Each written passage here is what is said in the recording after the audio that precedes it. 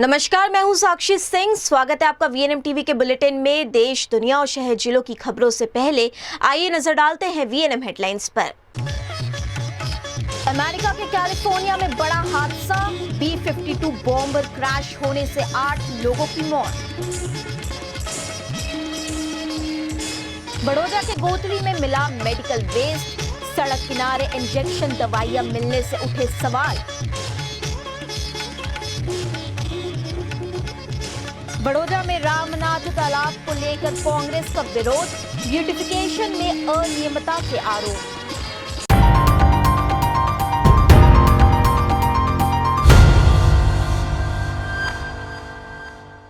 America से एक बड़ी और दर्दनाक खबर सामने आई है। कैलिफोर्निया के एडवर्ड्स एयरफोर्स बेस पर अमेरिकी वायुसेना का B-52 बॉम्बर टेस्ट फ्लाइट के दौरान दुर्घटनाग्रस्त हो गया। अमेरिका के कैलिफोर्निया स्थित एडवर्ड्स एयरफोर्स बेस पर सोमवार सुबह B-52 बॉम्बर दुर्घटनाग्रस्त हो गया। अमेरिकी वायुसेना के मुताबिक विमान में सवार सभी 8 लोगों के मारे जाने की खबर सामने आई है। अमेरिकी वायुसेना के मुताबिक विमान नियमित परीक्षण उड़ान पर था। सुबह करीब 11:20 पर टेक ऑफ के तुरंत बाद विमान नीचे गिरा और उसमें आग लग गई। मृतकों में वायुसेना के जवान और विमान परीक्षण से जुड़े विशेषज्ञ शामिल थे। फिलहाल दुर्घटना की वजह साफ नहीं है। अनुमान है कि विमान का कंट्रोल सिस्टम, इंजन या टेस्टिंग किए जा रहे किसी उपकरण में खराबी आई होगी। अधिकारियों ने यह नहीं बताया है कि क्या विमान में हथियार मौजूद थे। हादसे के बाद एयरफील्ड को बंद कर दिया गया है और आने वाले विमानों को दूसरे एयरबेस की ओर भेजा जा रहा है। सड़क किनारे बिखरे इंजेक्शन, दवाइयों के पैकेट और मेडिकल वेस्ट का खतरनाक ढेर। आखिर रिहायशी इलाके में ये जहरीला कचरा फेंका किसने? अस्पताल, मेडिकल स्टोर या फिर कोई और? बड़ौदा के गोतली से सामने आई ये तस्वीर लोगों में डर और कई सवाल खड़े कर रही है। बड़ौदा के गोतली से एक ऐसी तस्वीर सामने आई है जिसने स्थानीय लोगों की चिंता बढ़ा दी है। रिहायशी क्षेत्रों में खुलेआम मेडिकल वेस्ट फेंकने जाने का मामला सामने आया है। सड़क किनारे पड़ी इंजेक्शन, दवाइयों और मेडिकल सामग्री को देखकर लोग हैरान हैं। आखिर ये खतरनाक कचरा यहाँ किसने फेंका और इसके पीछे कौन जिम्मेदार है, इस पर सवाल खड़े हो रहे हैं। आ गोत्री रोड पर कल्पवृक्षની સામેથી નવનાથનગર સોસાયટી રામેશ્વર સ્કૂલ તરફ જતો વિસ્તાર છે।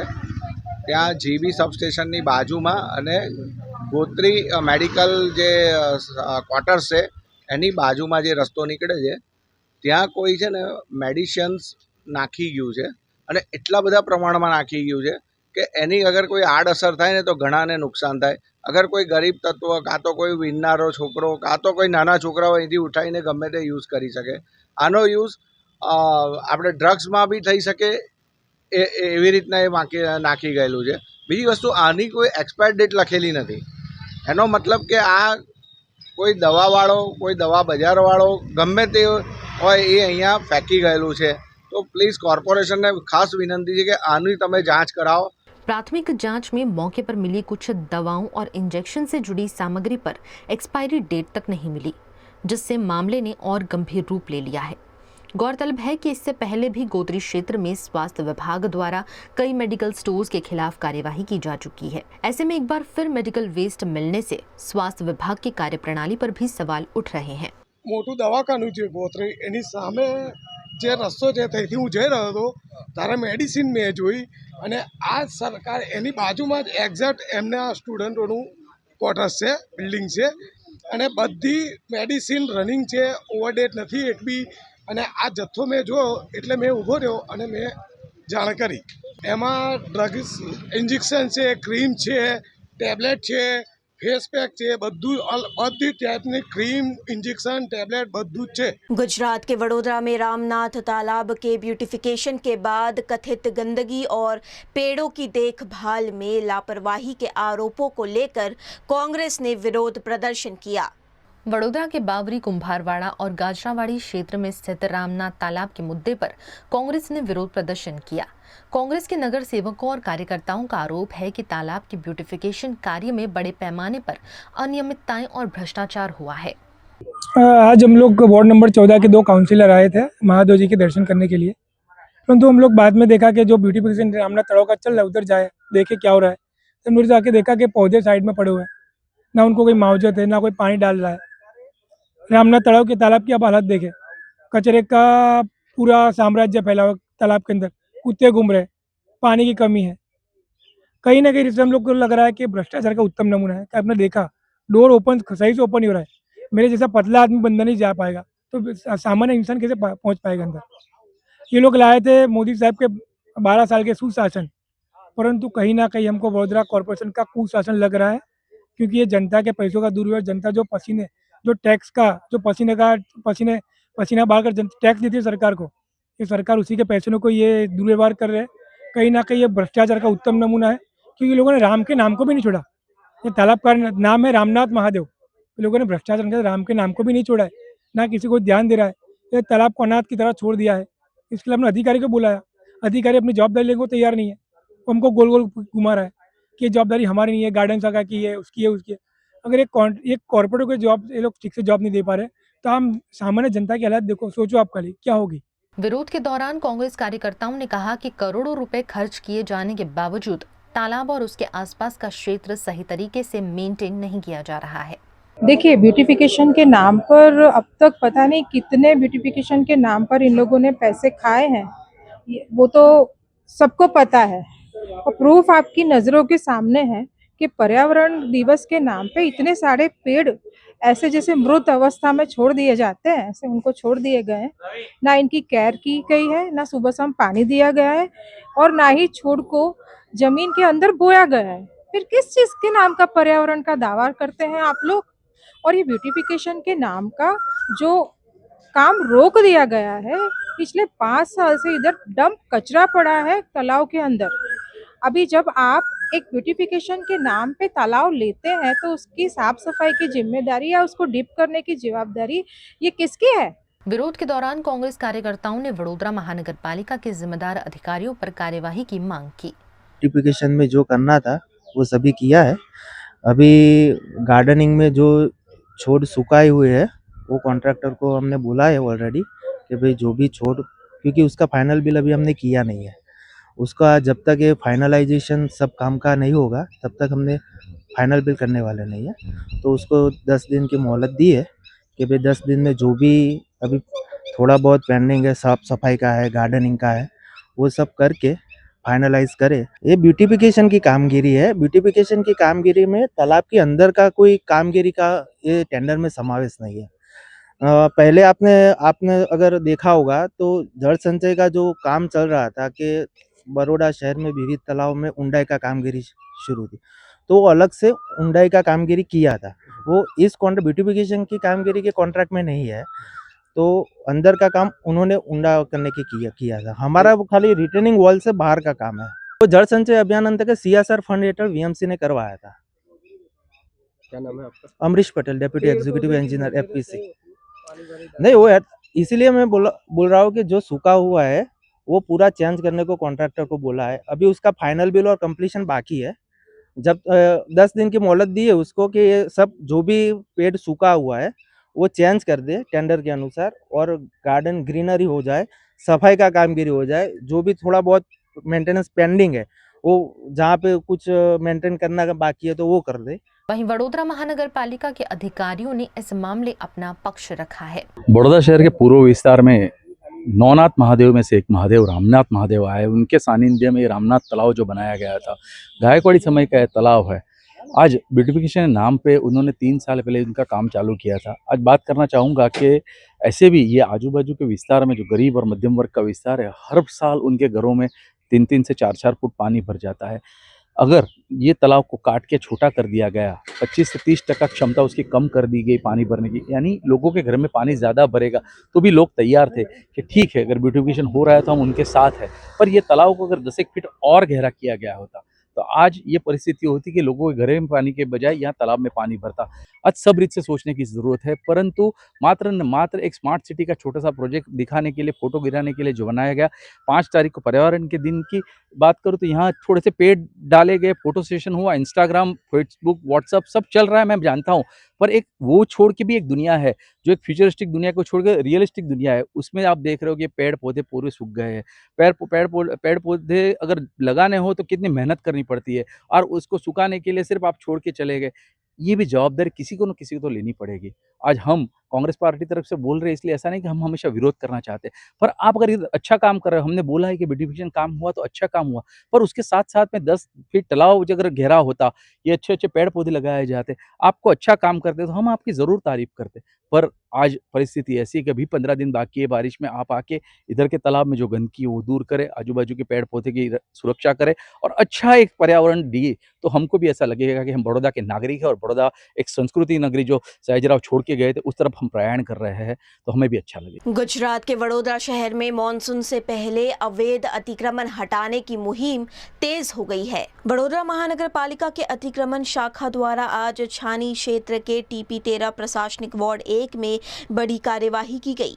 पानी की टंकी से लेकर मधुनगर तक सड़क किनारे बने हुए अतिक्रमणों पर जेसीबी मशीनों की मदद से कार्यवाही की गई और उन्हें हटाया गया। इस अभियान के दौरान के स्कूल के 31 कच्चे पक्के निर्माण और होटलों के अतिक्रमण भी हटाए गए। स्थानीय लोगों के अनुसार इस मार्ग पर लंबे समय से अवैध अतिक्रमण के कारण ट्रैफिक जाम और मॉनसून में जल भराव जैसी समस्याएं बनी रहती थी। आज पुलिस और जेसीबी के सहयोग से ये कार्यवाही की गई और सड़क को चौड़ा किया गया। इस कार्यवाही के चलते स्थानीय नागरिकों को राहत मिलने की उम्मीद है। ચાણી ટીપી 13 વિસ્તારમાં એનજે મેટલથી મધુનગર બ્રિજ સુધીનો 24 મીટરનો ટીપી રોડ લાઇનમાં આવતા દબાણો દૂર કરવાની કાર્યવાહી ટીપી વિભાગ, કમાન્ડ શાખા, Fatehganj police station, NGVCL, fire brigade, medical તમામ વિભાગોને સાથે રાખી કુલ 31 જેટલા યુનિટ છે એના દબાણો દૂર કરવાની કામગીરી હાલમાં ચાલુ છે, જેમાં કમ્પાઉન્ડ વોલ, શેડ, ફેન્સિંગ, દાદર, મકાન વિવિધ પ્રકારના દબાણો दूर કરવામાં આવશે। वीएलएम टीवी पर अब वक्त एक छोटे से ब्रेक का। ब्रेक के बाद हाजिर होंगे कुछ और बड़ी खबरों के साथ। तब तक के लिए देखते रहिए वीएलएम टीवी।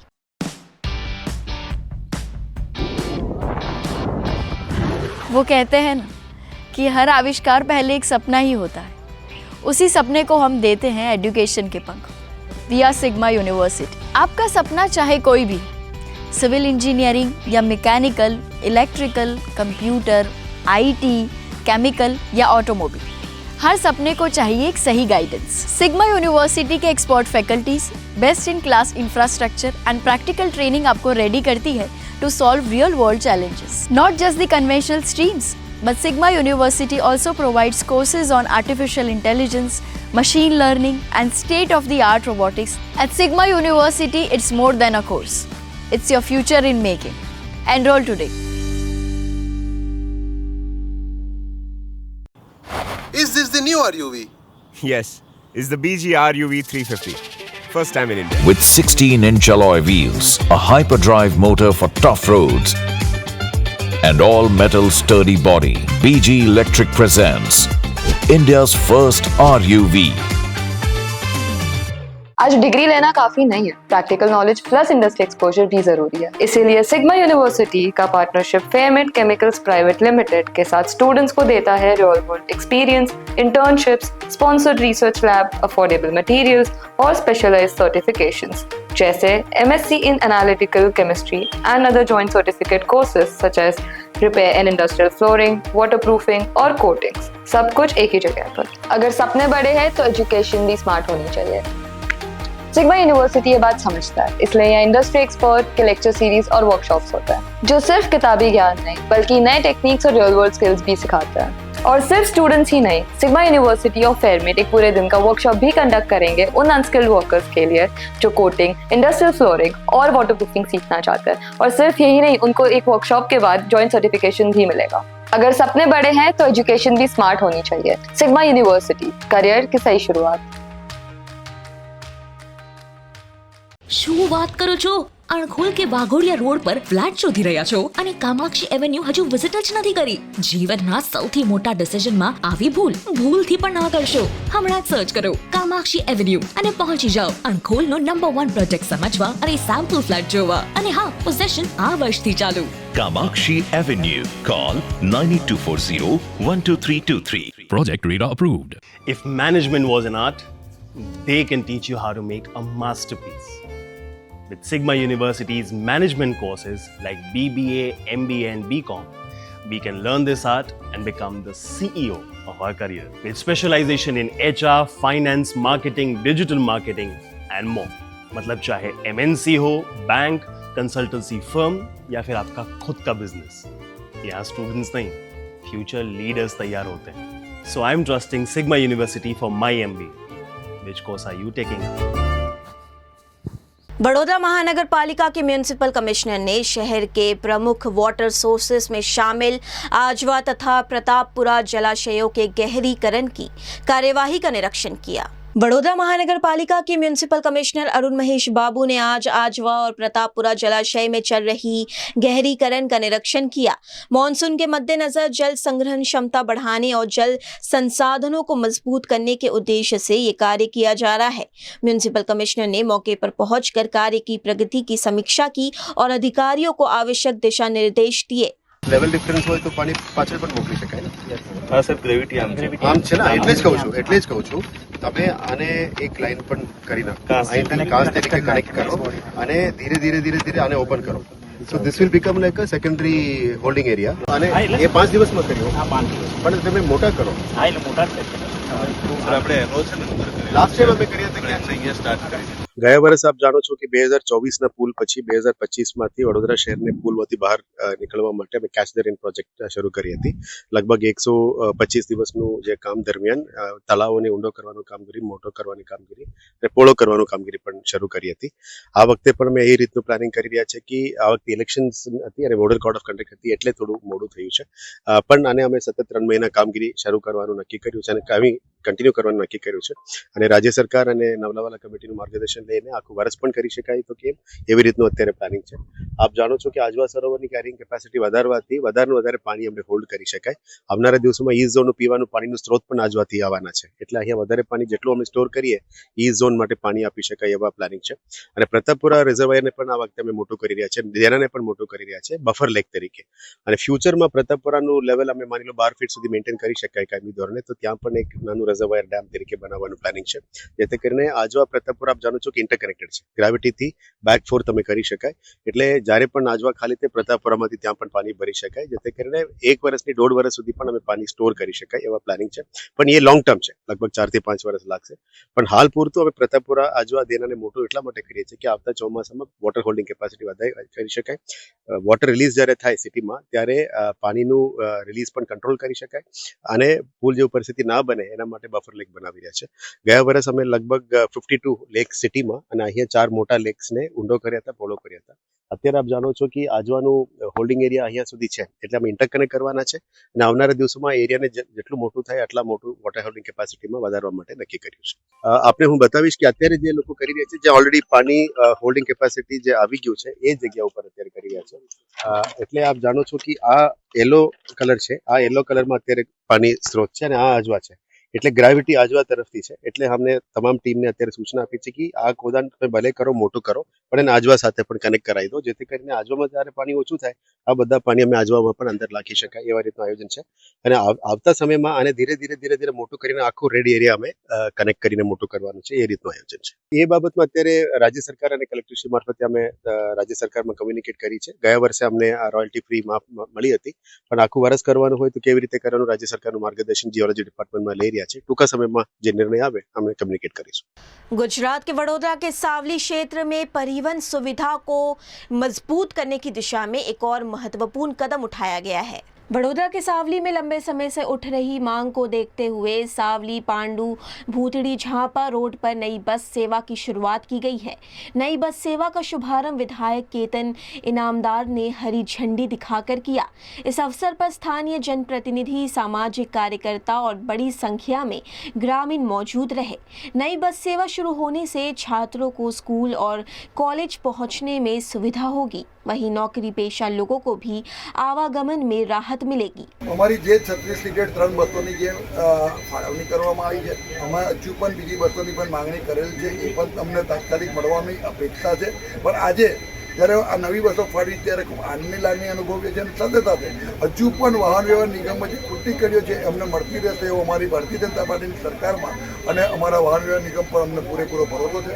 માનનીય મુખ્યમંત્રીશ્રી, માનનીય નાયબ મુખ્યમંત્રીશ્રી બંને જ્યારે નાનામાં નાની વસ્તુ પર પૂરેપૂરું ધ્યાન આપે છે, ત્યારે આજે જે દિવસે અમે આ ભલે 36 સીટર બસનો આજે અમે આ લોકાર્પણ કરીએ છીએ, પણ આ બસ લોકો માટે ખૂબ જરૂરિયાતવાળી વસ્તુ છે અને એના માટે સરકારનો આભાર માનીએ છીએ અને નિગમના તમામ લોકોને પણ કહીએ છીએ એનો સારો ઉપયોગ થાય અને સમયસર બસ લોકોને મળી રહે અને કોઈ પણ બસની સુવિધાથી વંચિત ના રહે એવું એમનું કામ રહે એવી અપીલ પણ કરી છે. ફરી એક વાર સૌનો આભાર. गुजरात के सावली में अवैध खनन पर खान एवं खनिज विभाग की बड़ी कार्यवाही सामने आई है. बड़ोदरा के सावली से अवैध खनन के खिलाफ बड़ी कार्यवाही की खबर सामने आई है. खान खनिज विभाग की फ्लाइंग स्क्वाड टीम ने महिसागर नदी में चल रहे कथित अवैध रेत और पत्थर खनन पर छापा मारते हुए मशीनरी और वाहनों को जब्त किया है.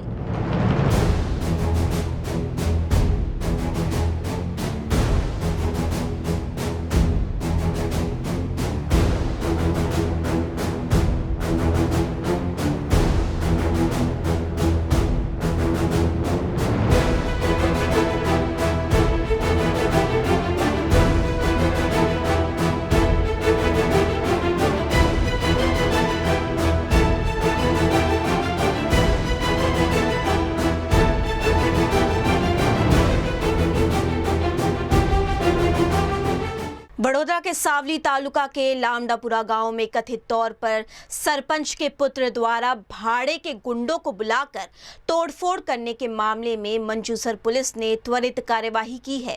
मंजूसर के लामडापुरा गांव में हथियारों के साथ वायरल हुए वीडियो मामले ने एक बार फिर से तुल पकड़ लिया है. हार्दिक परमार ने आरोप लगाया है कि पुलिस उनसे ये जानकारी लेने के लिए दबाव बना रही है कि हथियारधारी गैंग का वीडियो किसने बनाया और उसे सोशल मीडिया पर किसने वायरल किया. गौरतलब है कि कुछ समय पहले गांव का एक वीडियो वायरल हुआ था जिसमें कुछ लोग हथियारों के साथ दिखाई दिए थे. हार्दिक परमार का यह भी आरोप है कि सरपंच के पुत्र उपेंद्र परमार ने गैंग बुलाकर गांव में आतंक का माहौल बनाया था. हालांकि इन आरोपों को लेकर पुलिस की ओर से अभी तक कोई आधिकारिक प्रतिक्रिया या बयान सामने नहीं आया है. एक घटनाના અનુસંધાનમાં હું કહેવા માંગુ છું કે જે પોલીસે જે કાર્યવાહી કરી છે, જે એફઆઈઆર નોંધી છે, પણ એની અંદર પોલીસ અમને એટલી હેરાનગતિ કરી રહી છે, એટલી હેરાનગતિ કરે છે, ટોર્ચર કરે છે કે એની કોઈ હદ નથી. અત્યારે જ્યારે 4:30 વાગે એવું કંઈક 4:30ના આજુબાજુમાં કંઈક ફોન આવ્યો હતો કે વિપુલ ચૌધરી નામના કોઈ સાહેબ હતા, એમનો ફોન આવ્યો હતો કે ભાઈ તમારું નિવેદન લેવું પડશે, નિવેદન તમારે આપવું પડશે, એટલે તમારે આવવું પડશે. તો મારો ભાઈ અને મારા મમ્મી બે જણ ત્યાં નિવેદન આપવા માટે ગયા હતા. તો ત્યાં જે નિવેદન આપવા ગયા તો ત્યાં એમને એ રીતે પૂછી રહ્યા છે કે ભાઈ આ વિડીયો બનાવ્યો છે કોને, કેવી રીતે બનાવ્યો છે. તો મારા મમ્મી મારા ભાઈએ ત્યાં જવાબ આપ્યો કે ભાઈ આ ગુપ્ત માહિતી કહેવાય, અમારાથી કોઈને અપાઈ નહીં આવી માહિતી, કેમ કે આવું હોય તો કોઈના જીવને જોખમ પણ થઈ શકે છે, એટલે આપણે આવી માહિતી કોઈને આપી પણ ના શકીએ. પણ તે છતાં પોલીસ એમને એટલું પ્રેશરાઇઝ કરી રહી છે, અત્યારે એટલું ટોર્ચર કરી રહી છે કે પોલીસ એવું કહે છે એમને કે તમારે આ જે વિડીયો જેને ઉતાર્યો છે એનું નામ તો આપવું જ પડશે, આવું ચાલે નહીં, નહીં તો આ કેસ બંધ થઈ જશે, તમારા મોબાઈલ જપ્ત થઈ જશે. પછી પાછું એવું કહી રહ્યા છે પોલીસ કે અમે તમારી માટે કામ કરીએ છીએ તો તમે લોકો સરખી માહિતી અમને નથી આપી દેતા. તો બાકી બધી માહિતી આપી, પણ આવી માહિતી અમુક હોય એ વસ્તુ આપણે ના આપી શકીએ. હવે એમને અને પોલીસને આ વાતે કહેવા માંગુ છું કે ભાઈ આ વાતે પોલીસને વિડીયોથી એમને મતલબ હોવો જોઈએ કે ભાઈ વિડીયો ખોટો હોય તો એ લોકો કંઈ કહી શકે છે. વિડીયો બધાને જણાઈ શકે એમ છે કે જે વિડીયો છે સાચો જ છે, તો પછી એમને ઉતાર્યો કોને છે એનાથી એમનો કોઈ મતલબ જ ના હોવો જોઈએ પોલીસને. કે જે માહિતી સાચી છે તો પછી એમને એના પર એક્શન લેવાની છે અને જે ગુનેગાર છે એના સામે એમને પગલાં લેવાના છે. અને ખોટી રીતે અમને હેરાનગતિ કરી રહી છે. सावली तालुका के लामडापुरा गांव में तोड़फोड़ और हथियारों के साथ उत्पात मचाने के मामले में मंजूसर पुलिस ने बड़ी कार्यवाही की है. पुलिस ने आर्म्स एक्ट और अन्य संबंधित धाराओं के तहत आरोपियों के खिलाफ मामला दर्ज किया है. मामला दर्ज होने के कुछ ही घंटे के भीतर पुलिस ने सभी 8 आरोपियों को गिरफ्तार कर लिया और उन्हें जेल भेज दिया. जांच के तहत पुलिस आरोपियों को घटनास्थल लामडापुरा गांव भी लेकर गई, जहां पूरे घटनाक्रम का रिकंस्ट्रक्शन कराया गया. पुलिस अधिकारियों के अनुसार मामले की जांच अभी जारी है और घटना से जुड़े अन्य पहलुओं की भी पड़ताल की जा रही है. वीएरएम टीवी पर अब वक्त एक छोटे से ब्रेक का. ब्रेक के बाद हाजिर होंगे कुछ और बड़ी खबरों के साथ. तब तक के लिए देखते रहिए वीएरएम TV.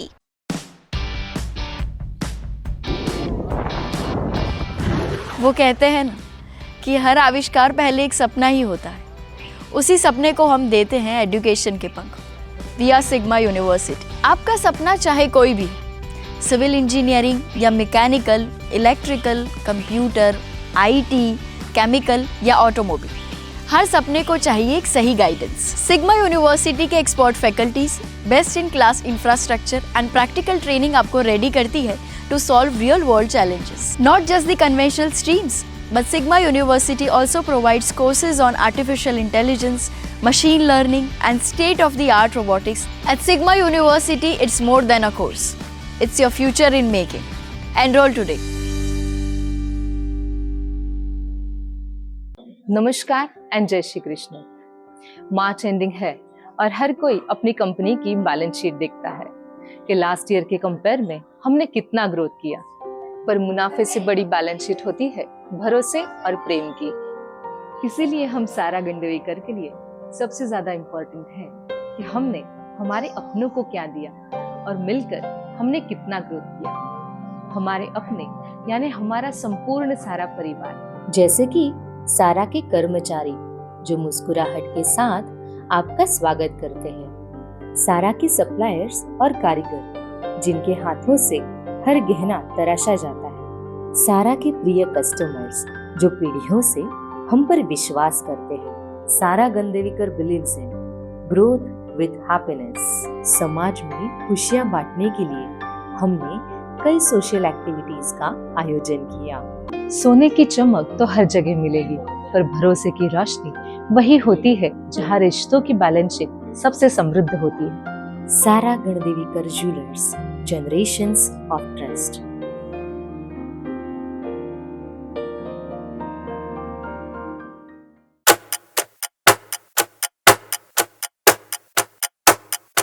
Can I change my career path after bachelor's? Does MBA provide a future?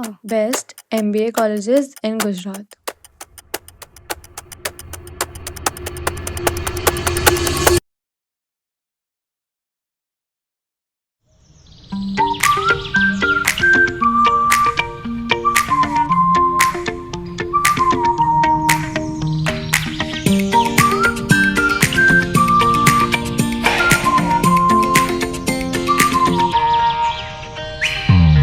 Sigma University's MBA program offers hands-on learning and valuable industry connections. Prepare for leadership roles with a curriculum designed for the real-world impact.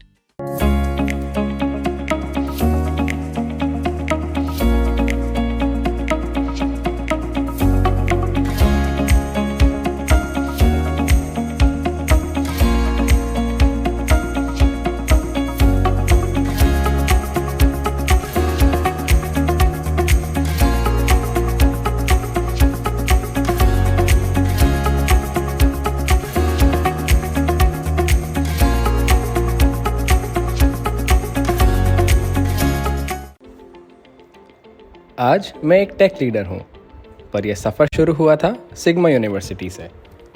यहाँ मैंने सिर्फ theory नहीं सीखी, बल्कि cyber security, data science, full stack development और बहुत कुछ explore किया।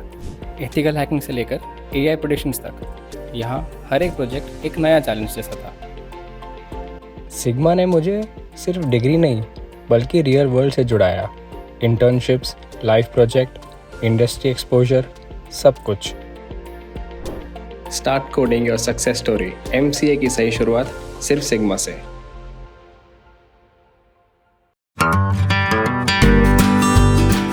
होटल तारासंस महाराजा सयाजीराव की नगरी में आधुनिकता को संजोती एक ऐसी भव्य होटल जो आपको कराती है कभी न भुला पाने वाला एहसास।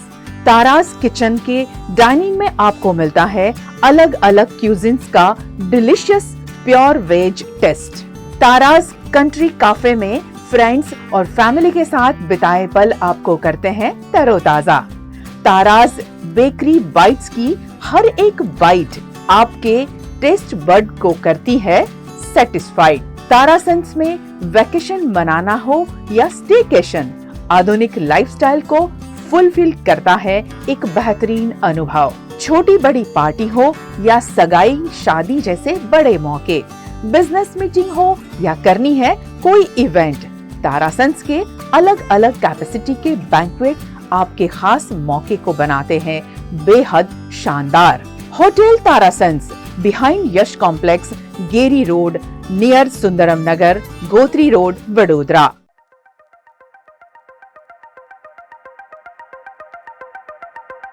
Whoa!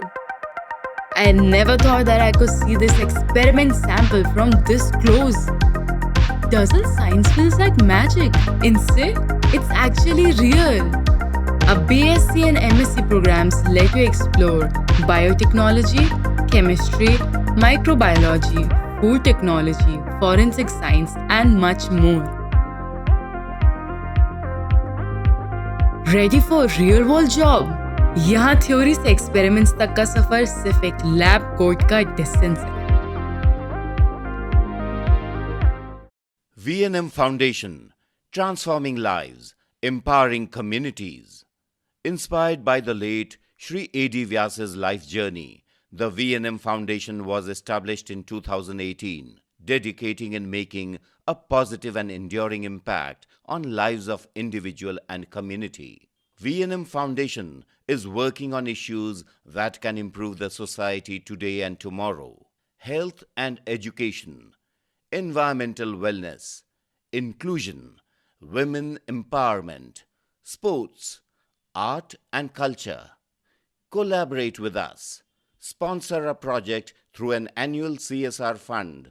Support activities and events for community welfare. Elevate your brand through annual association with V&M Foundation. Volunteer your time and skill.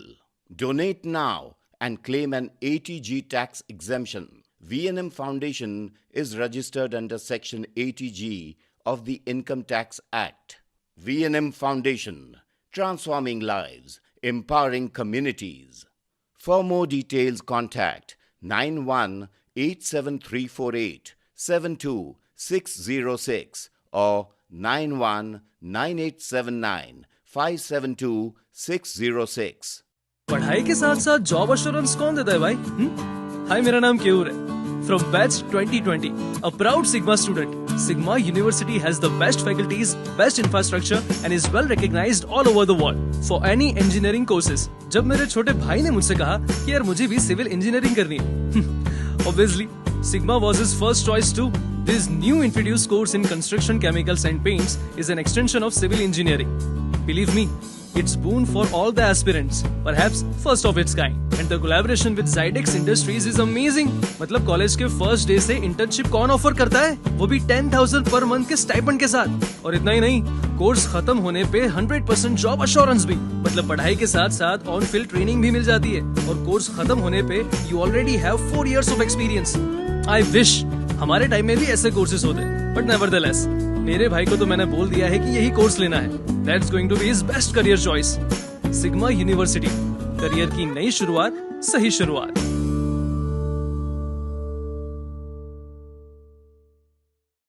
लोकमाता एक ऐसी विरासत जो आज भी देती है प्रेरणा। राजमाता अहल्याबाई होलकर के प्रेरणादायी जीवन पर आधारित भव्य महानाट्य की बड़ौदा एमेच्योर्स ड्रामेटिक क्लब द्वारा वडोदरा में प्रस्तुति प्रोफेसर सीसी मेहता हॉल में 21 जून 2026 रविवार को शाम 5:30 बजे और रात 8:30 बजे। सिर्फ 100 रुपए से 500 रुपए तक के डोनेशन पास उपलब्ध। 25 या अधिक लोगों की ग्रुप बुकिंग पर 20% की विशेष छूट। इतिहास को मंच पर जीवंत होते देखने का ये सुनहरा अवसर बिल्कुल ना चूके। आज ही अपने डोनेशन पास बुक कराएं। स्क्रीन पर दिए गए नंबरों पर आज ही संपर्क करें।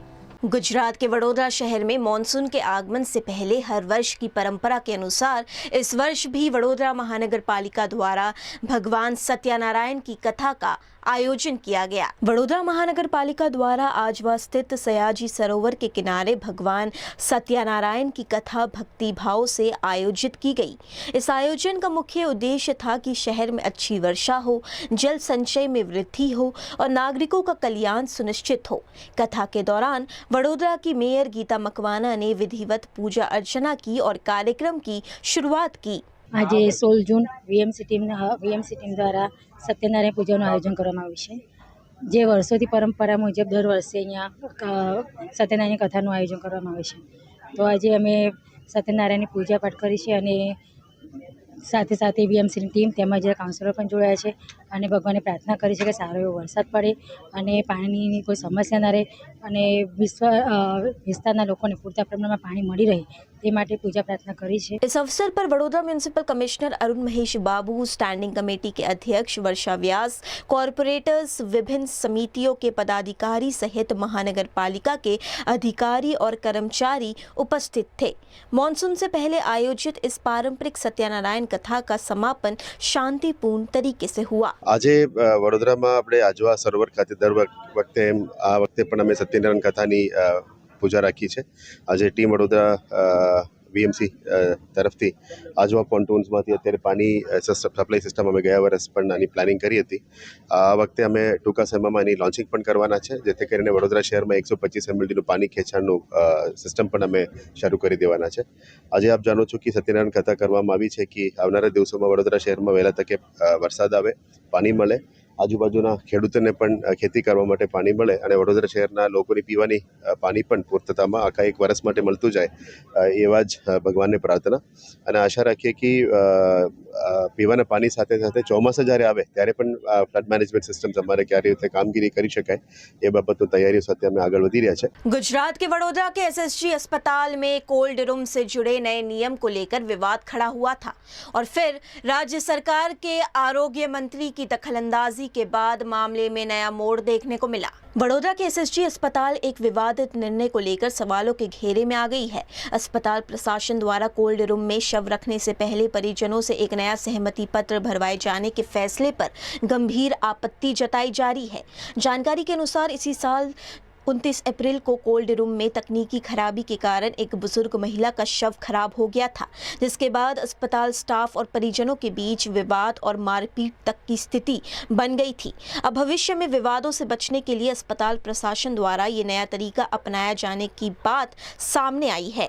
वहीं इस विवादित मामले पर राज्य के आरोग्य मंत्री प्रफुल्ल पानसेरिया ने कड़क कार्यवाही करते हुए एसएसजी हॉस्पिटल को परिपत्र जारी किया, जिसमें कहा गया कि मृत व्यक्ति के देह को संपूर्ण सम्मान दिया जाना चाहिए और इस मामले एसएसजी अस्पताल प्रशासन को जिम्मेदारी लेनी ही पड़ेगी। आरोग्य मंत्री के इस परिपत्र के बाद एसएसजी अस्पताल ने अपनी विवादित शर्त वापस ले ली है। मॉनसून की दस्तक के साथ पूरे गुजरात में हरियाली बढ़ाने की मुहिम तेज हो गई है। इसी बीच ग्रीन एम्बेसडर जीतू भाई तिरुपति ने किसानों को एक ऐसी सलाह दी है जो न सिर्फ पर्यावरण को बचाएगी बल्कि खेतों की समृद्धि को भी बढ़ावा देगी। बारिश का मौसम यानी कि प्रकृति को नया जीवन देने का सबसे सुनहरा अवसर। बारिश की पहली फुहारों के साथ जहां धरती हरियाली की चादर ओढ़ने लगती है, वहीं ये समय वृक्षारोपण के लिए भी सबसे उपयुक्त माना जाता है। ग्रीन एम्बेसडर जीतू भाई तिरुपति ने किसानों से अपील की है कि वे अपने खेतों की मेड़ों और शेडों पर अधिक से अधिक पेड़ लगाएं। उनका कहना है कि यदि पौधारोपण से पहले गड्ढे खोदकर उनमें खाद डाल दी जाए और उन्हें करीब 1 महीने तक धूप में खुला छोड़ दिया जाए तो दीमक जैसी समस्याओं से पौधों को बचाया जा सकता है। इतना ही नहीं, जीतू भाई ने किसानों को सरकार की मुफ्त पौधा वितरण योजना का लाभ लेने की भी सलाह दी। कृष्ण देव की जय। હવે ચોમાસું નજીકમાં જ છે તો જે ખેડૂતોએ સેઢા ઉપર ઝાડ વાવવાના હોય તો શક્ય હોય તો મશીનથી પણ ખાડા ગોદી શકાય છે, હાથથી પણ ગોદી શકાય છે. ખાડા ગોદીને ખાતર નાખીને એને 1 મહિનો જો તપવા દેશો તો ઉધેવ નહીં આવે. પહેલો વરસાદ જવા દેશો અને બીજા વરસાદે જો ઝાડ વાવશો તો આખું વર્ષ પાણી પણ નહીં પાવું પડે. આ ઘણા બધા અનુભવોના આધારે હું આપને કહી રહ્યો છું. 2 વરસાદ જઈને ત્રીજા વરસાદે વાવશો તો વધારે સારું થશે. તો અત્યારે શક્ય હોય તો ખાડા ગોદીને ખાતર નાખીને તપવા દેશો તો ઉદ્યોગના ઘણા મોટા ઇસ્યુમાંથી આપણે બચી જઈ શકીએ છીએ. તો સેઢાપાડાના ખેડૂતોને નમ્ર વિનંતી છે, સરકાર મફત ઝાડ આપી રહી છે, ફ્રૂટનો ઇમારતી બધાએ.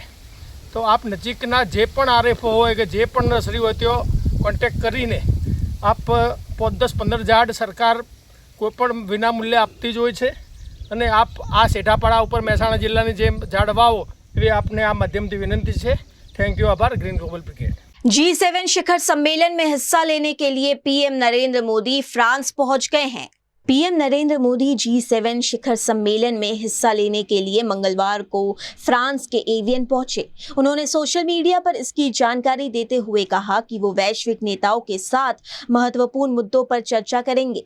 रिपोर्ट्स के मुताबिक बुधवार को पीएम मोदी की अमेरिकी राष्ट्रपति डोनाल्ड ट्रंप से मुलाकात हो सकती है। अगर ये बैठक होती है तो दोनों नेता करीब 16 महीने बाद आमने सामने होंगे। इससे पहले दोनों की आखिरी मुलाकात फरवरी 2025 में व्हाइट हाउस में हुई थी। मोदी और ट्रंप के बीच Bharat America trade deal, tariff, निवेश और रणनीतिक साझेदारी से जुड़े मुद्दों पर चर्चा हो सकती है। दोनों देशों के बीच लंबे समय से प्रस्तावित व्यापार समझौते पर भी बातचीत होने की संभावना है। फ्रांस के राष्ट्रपति इमैनुअल मैक्रों ने सोमवार को 52वें G7 शिखर सम्मेलन का औपचारिक उद्घाटन किया। समिट में अमेरिकी राष्ट्रपति ट्रंप, इटली की प्रधानमंत्री Giorgia Meloni, German chancellor Friedrich Merz, British प्रधानमंत्री कीर स्टारमर और कनाडा के प्रधानमंत्री मार्क कार्नी समेत कई वैश्विक नेता शामिल हो रहे हैं।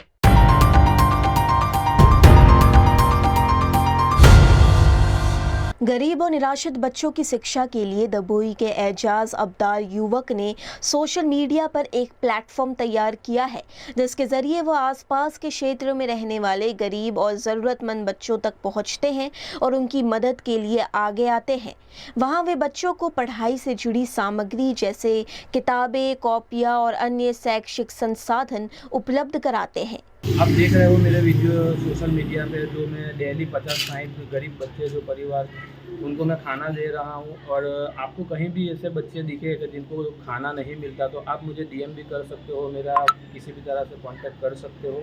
और अभी 1-2 वीडियो मैंने अपलोड भी की है जो गरीब बच्चे हैं, जो 1 धोरण से लेकर 5 धोरण तक जो पढ़ना चाहते हैं और जिनकी परिस्थिति नहीं है, तो मुझे कांटेक्ट करो। उनको नोटबुक है, पेंसिल किट है, वो सब मैं मेरे तरफ से वितरण करने वाला हूँ। वहीं दबोई का सहयोग फाउंडेशन पिछले कई वर्षों से सेवा, संकल्प और सहयोग के सूत्र के साथ विभिन्न सामाजिक और जन कल्याणकारी गतिविधियों को अंजाम दे रहा है। ये फाउंडेशन ज़रूरतमंद लोगों के साथ साथ पशु पक्षियों की सेवा में भी सक्रिय भूमिका निभा रहा है। इसी कड़ी में सहयोग फाउंडेशन द्वारा आसपास के गांव में गरीब और निराश्रित विद्यार्थियों को अध्ययन सामग्री वितरित की गई, जिससे उन्हें अपनी पढ़ाई जारी रखने में सहायता मिल सके।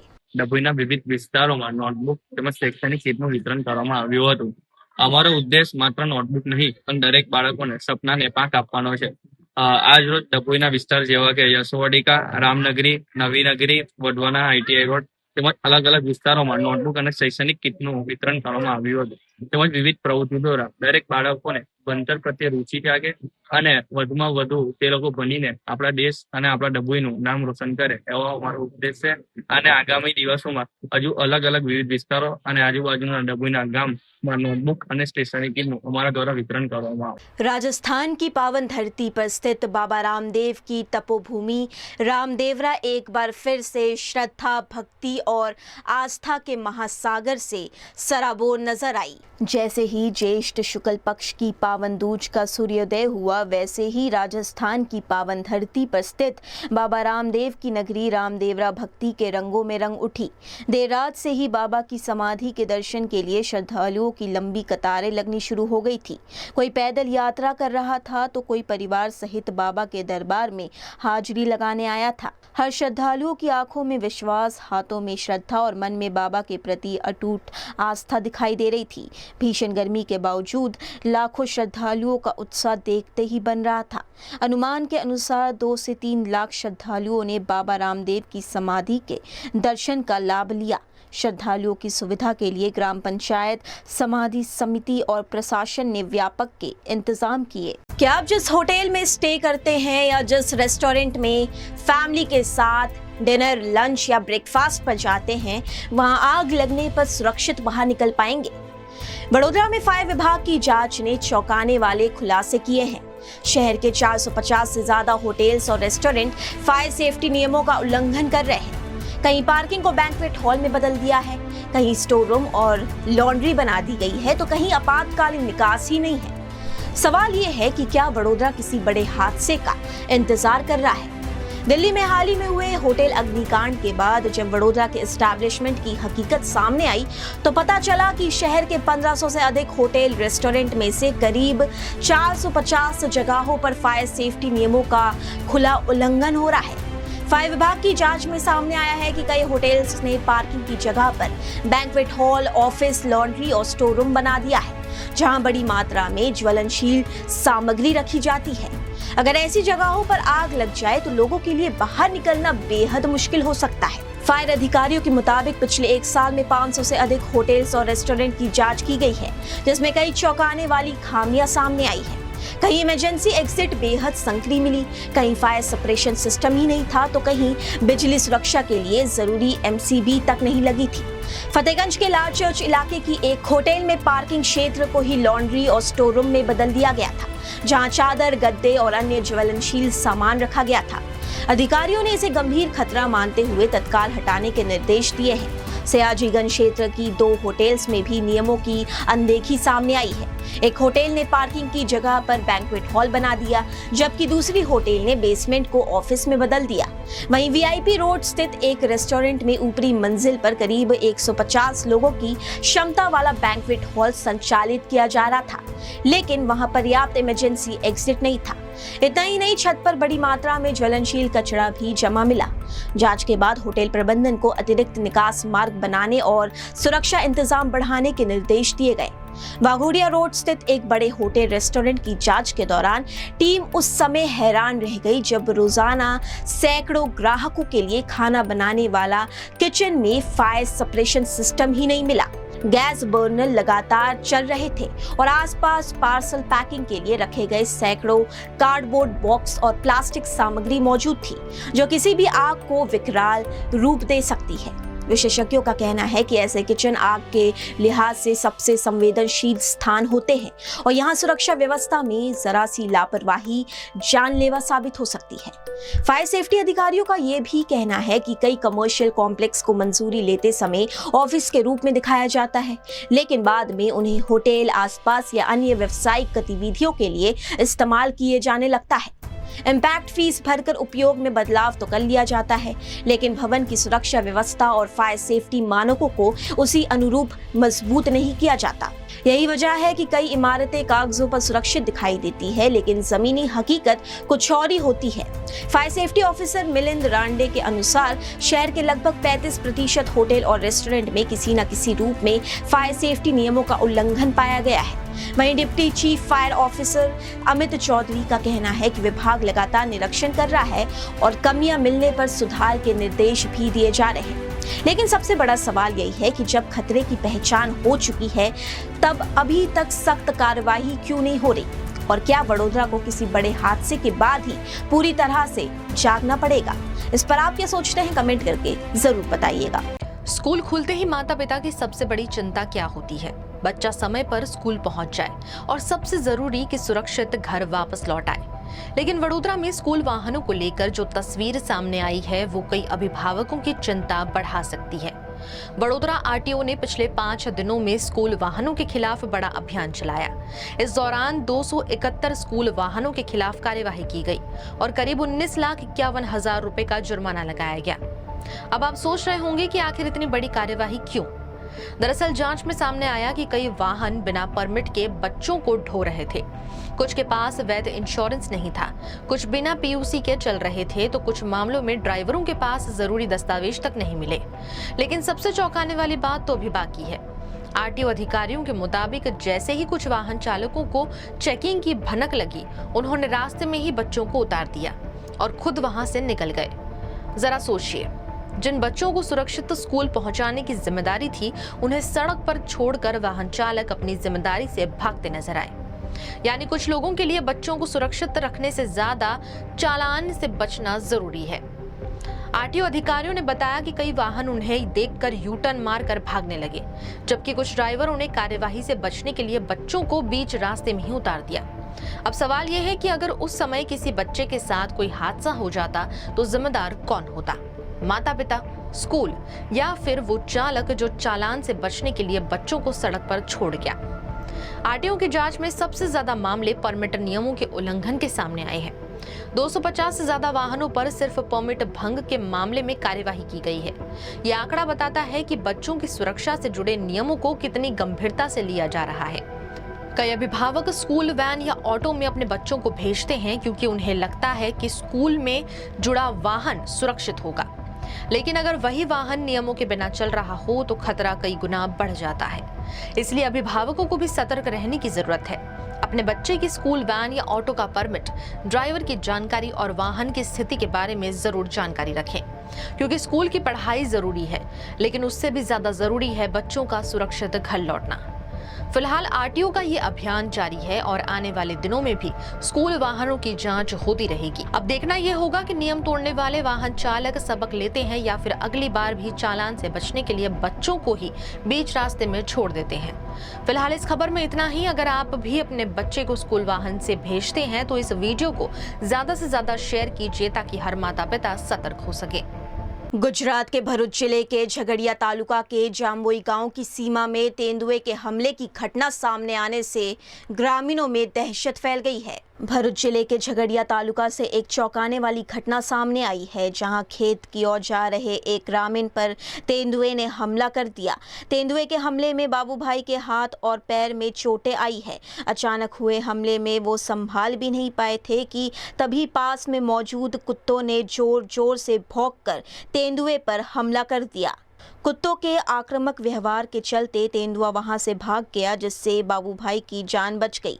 घटना के बाद घायल बाबू भाई को 108 एम्बुलेंस की मदद से उमला सरकारी अस्पताल पहुंचाया गया, जहां उनका उपचार किया गया।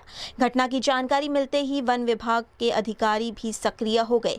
अधिकारियों ने अस्पताल पहुंचकर घायल से मुलाकात की और पूरे मामले की जानकारी ली। मारा मोटा पप्पा बाबू भाई तेमने अचानक खेतरे जता अचानक શેરીમાંથી દીપરો નીકળ્યો તો હુમલો કર્યો તો પગમાં અને હાથમાં વાગ્યું તો કૂતરાની મદદથી તેઓ વધારે ઇજાગ્રસ્તથી બચી ગયા।